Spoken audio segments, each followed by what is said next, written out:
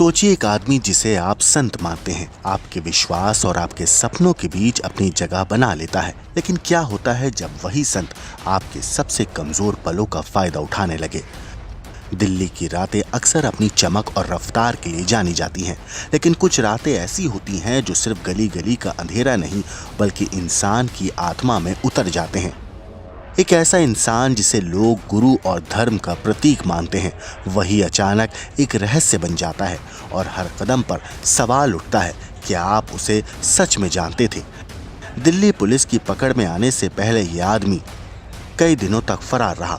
उसने अपने ठिकानों को लगातार बदला, कभी होटल बदला, कभी शहर, कभी राज्य, मथुरा, वृंदावन, आगरा, हर जगह पुलिस की नजर से बचने की कोशिश करी। और फिर अचानक आगरा के एक होटल में रात के सन्नाटे में पुलिस ने दस्तक दी। 27 सितंबर की शाम से लेकर आधी रात तक एक शख्स की दुनिया ने सन्नाटा और डर दोनों देखे। लेकिन क्या आप सोच सकते हैं, वो आदमी जिसने इतने आरोपों के बीच अपनी छवि बनाए रखी, पकड़े जाने के बाद भी अपराध बोध दिखाए बिना पुलिस के साथ थाने तक पहुंच जाए। जरा सोचिए उसके पास क्या था जो उसे इतना ताकतवर बनाता रहा। कौन से दस्तावेज, फर्जी कार्ड और झूठे दावे उसे असली होने का भ्रम देते रहे। क्या ये केवल एक आदमी की चालाकी थी या एक बड़ा नेटवर्क? और सबसे अहम, कितनी मासूमों की जिंदगी इस विश्वास के जाल में फंसी। दिल्ली पुलिस ने उसके पास से मोबाइल, आईपैड और फर्जी विजिटिंग कार्ड बरामद किए। एक कार्ड खुद को अंतर्राष्ट्रीय एजेंसी का प्रतिनिधि बताता है, दूसरा ब्रिक्स से जुड़ा। पीएमओ का नाम, झूठे दावे, सब कुछ एक ही मकसद के लिए, दूसरों को डराने, भ्रमित करने और अपना हक जमाने के लिए।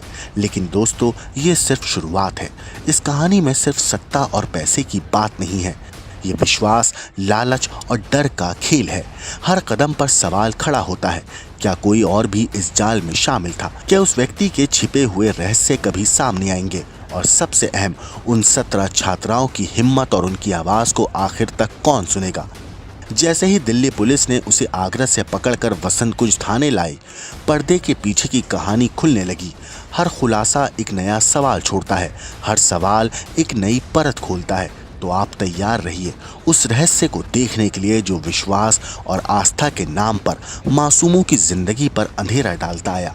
उस पर्दे के पीछे की सच्चाई जो अब धीरे धीरे सबके सामने आने वाली है, क्योंकि ये कहानी सिर्फ आरोपों की नहीं बल्कि उस विश्वास, डर और खेल की है जो देश की राजधानी में छिपा हुआ था। दिल्ली पुलिस की गिरफ्त में इस बाबा की अकड़ देखिए। ये गिरफ्तारी के बाद की तस्वीर है। पुलिस ने इसे आगरा से गिरफ्तार किया और दिल्ली लेकर आई। वसंत कुंज पुलिस स्टेशन में बाबा अपराध बोध किए बगैर पुलिस के साथ थाने पहुंचा। चेहरे पर ना तो गुनाहों की शिकन थी और ना ही किसी तरह का पछतावा। चेहरा तो आप पहचानते ही हैं, नाम है चैतन्यानंद सरस्वती। ये वही बाबा है जिस पर मैनेजमेंट इंस्टीट्यूट की 17 छात्राओं ने बेहद गंभीर आरोप लगाए हैं। 4 अगस्त को दिल्ली पुलिस को इसके गुनाहों की शिकायत मिली थी। मैनेजमेंट इंस्टीट्यूट चलाने वाले श्रृंगेरी मठ ने ही बाबा के खिलाफ शिकायत दर्ज कराई थी। तब से यह बाबा फरार था। इसकी लुका छिपी का खेल चल रहा था। कार्रवाई से बचने के लिए चैतन्यानंद कभी होटल बदल रहा था, कभी शहर, लेकिन पुलिस को चकमा देने का इसका फॉर्मूला आगरा में नाकाम हो गया। कुछ दिन पहले ही खबर आई थी कि चैतन्यानंद का आखिरी लोकेशन आगरा था।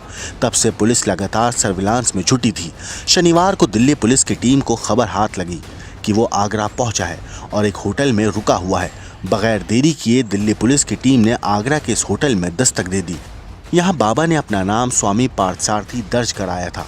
होटल के रजिस्टर में एंट्री थी 27 सितंबर शाम 4:02 की।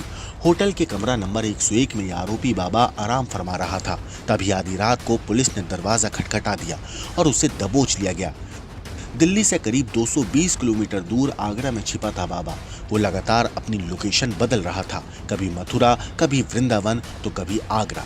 फरारी के दौरान बाबा ने करीब 15 होटल भी बदले। इस बार आगरा में चैतन्यानंद ने अपने उपनाम से होटल में एंट्री ली, लेकिन वो बच नहीं सका। आगरा से गिरफ्तार कर पुलिस आरोपी चैतन्यानंद को दिल्ली ले आई और वसंत कुंज थाने लेकर गई, जहां कुछ समय तक पूछताछ हुई। दिल्ली पुलिस की माने तो कई राज्यों में बाबा की तलाश जारी थी। उत्तराखंड, यूपी, दिल्ली, राजस्थान, हरियाणा और पश्चिम बंगाल तक पुलिस की टीमें चैतन्यानंद को खोज रही थी। तलाश आगरा में पूरी हुई। गिरफ्तारी के बाद होटल से ले जाते वक्त बाबा की सीसीटीवी तस्वीरें भी आईं, जिसमें वो पुलिस वालों के साथ जाकर गाड़ी में बैठता नजर आ रहा है। पुलिस अब उससे पूछताछ करेगी। जब चैतन्यानंद पुलिस के हत्थे चढ़ा तो कुछ चौंकाने वाले खुलासे हुए। उन खुलासों के आधार हैं उससे बरामद हुई कुछ चीजें। दिल्ली पुलिस ने इस बाबा के पास से 2 फर्जी विजिटिंग कार्ड बरामद किए। एक कार्ड यूएन की एजेंसी का है, जिसमें चैतन्यानंद खुद को यूएन की एजेंसी का प्रतिनिधि बताता है। दूसरा कार्ड ब्रिक्स से जुड़ा है। इस विजिटिंग कार्ड के जरिए बाबा खुद को ब्रिक्स कमीशन का भारतीय प्रतिनिधि बताता था। मामला पूरा इंटरनेशनल था। इतना ही नहीं, चैतन्यानंद अपना रुआब दिखाने के लिए पीएमओ के नाम का फर्जी इस्तेमाल करता था। बाबा अपने लोगों से दूसरों को फोन करवाता था कि स्वामी जी प्रधानमंत्री दफ्तर से जुड़े हैं। गिरफ्तारी के बाद पुलिस ने चैतन्यानंद के पास से 3 मोबाइल फोन बरामद किए थे। साथ ही एक आईपैड भी जब्त किया है। उम्मीद है कि उनकी जांच में बाबा के खिलाफ अहम सुराग मिल सकते हैं, क्योंकि बाबा अपने फोन से व्हाट्सएप मैसेज या एसएमएस भेजकर मैनेजमेंट छात्राओं को ब्लैकमेल करता था। बाबा के गुनाहों की लिस्ट लंबी है। बाबा पर 17 छात्राओं से बदसलूकी का आरोप है। फर्जी ट्रस्ट बनाकर मैनेजमेंट संस्था पर कब्जे की कोशिश का इल्जाम है। नए ट्रस्ट में 20 करोड़ रुपए अवैध रूप से ट्रांसफर का खुलासा भी हो चुका है। सामने आया है कि बाबा ने 60 लाख रुपए कैश निकाल भी लिए थे।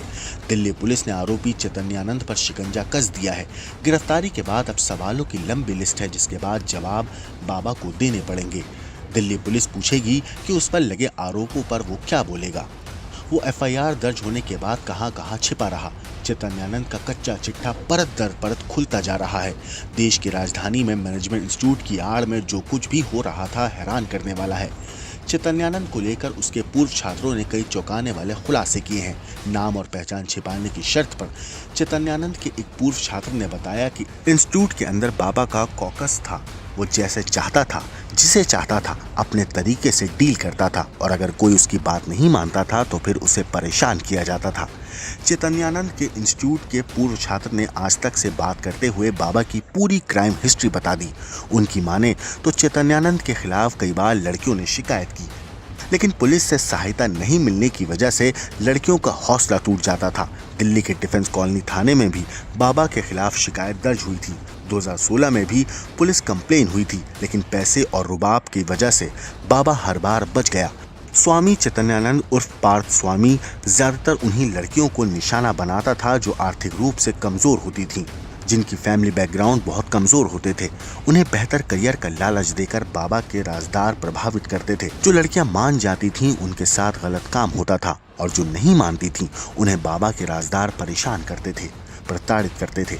चैतन्यानंद के इंस्टीट्यूट के पुराने छात्र ने यहाँ तक दावा किया कि बाबा की पूरी क्राइम कुंडली दिल्ली के वसंत कुंज थाने में है। पटियाला हाउस कोर्ट में भी उसके काले कारनामों का कच्चा चिट्ठा है। ब्यूरो रिपोर्ट, क्राइम तक।